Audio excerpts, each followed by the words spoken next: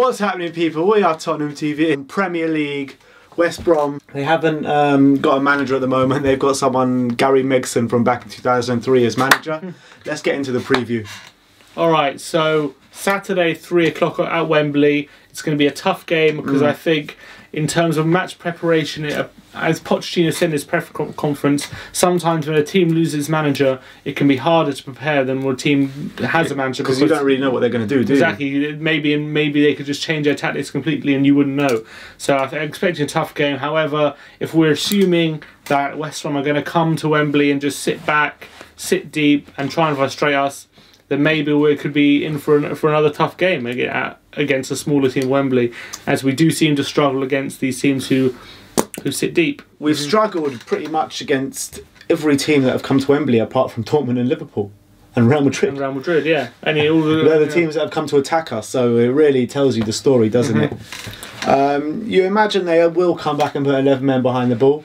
Yeah. From what I remember from Gary Megson, he's not the most exciting manager. He hasn't been a Premier League manager for a while, so it's hard to say who's going to turn up. But team news for Spurs: Wanyama, still long-term injury, but apparently he's back on the pitch. His rehab's going well.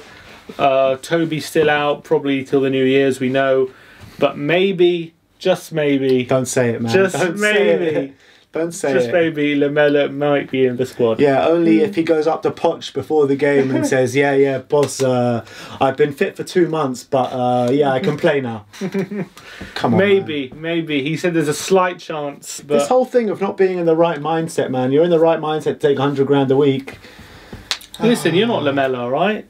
I know, I'm not Lamella. So you don't know what he's going through. I was in Dortmund though. No, you weren't in Dortmund. Check out the vlog for that. I feel bad for him because clearly the injury was very serious, and it was and it's taken a year out of his football career, and he doesn't feel right. What can you do? No, all jokes aside, I'm really looking forward to him to come back. Don't get your hopes up. Apparently he played really well for the 23s. Under 23s. They're saying he's going to very likely to play for the under 23s again on the weekend. So he's not going to play for. So it's more likely that, but we'll see. In terms of what we think the lineup's going to be, what are you thinking? Hugo in goal. Back three of Sanchez, Jan and Dyer. Yep. Davis and Trippier on either side. The middle is going to be difficult to predict, to be honest. But what have we gone for? We've gone for Eriksen, Dembele and Winks, and Kane and Ali up front. That's just with one eye on the Tuesday night game. Yeah, because we've got another game coming up thick and fast. We assume that West Brom are going to sit deep and play 11 men behind the ball, then we're going to need Harry Winks' quick thinking in midfield. We're going to need his quick passing. Exactly. We're going to need someone who's going to look forward straight away and look for a pass and not go sideways. Put Ali up top just because it could negate Son's pace up front. If West Brom sits so deep, he's going to have no space in behind. So it could be worth maybe having just Ali up there to help pick the lock. Even though we've said it in our player ratings that we would like to see Ali in a midfield three more often. I think it'll be good in this game to play up front. What do you think about playing Llorente up top with Kane this game? If they're going to sit 11 men behind the ball, then you go high. I wouldn't be against that. Yeah, I wouldn't be against that. I think they've got players like Gareth McCauley, Johnny Evans, and Craig Dawson as well. They're set up for crosses to come in the box, set pieces, all that. So they're very strong side in the air. Llorente could combat that.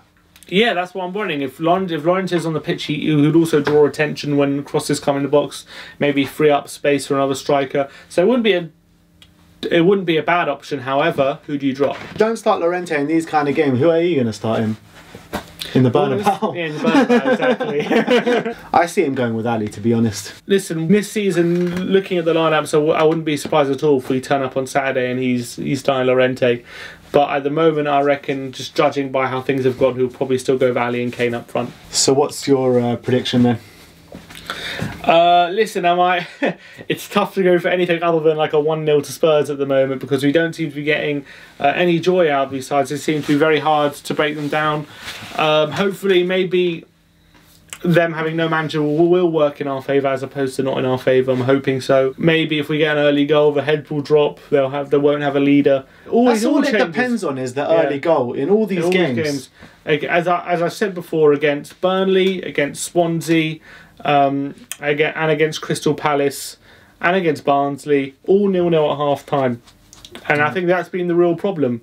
I think it's a common theme though in some of our previous games that we do start pretty slow in games, especially at Wembley. Yeah, even away from home, we've been starting slow recently in most games, I would say. I remember last season went through a similar patch, and I think we, it's just about Pochettino getting him out of it, make sure they're focused from minute one, and not needing a second half turnaround.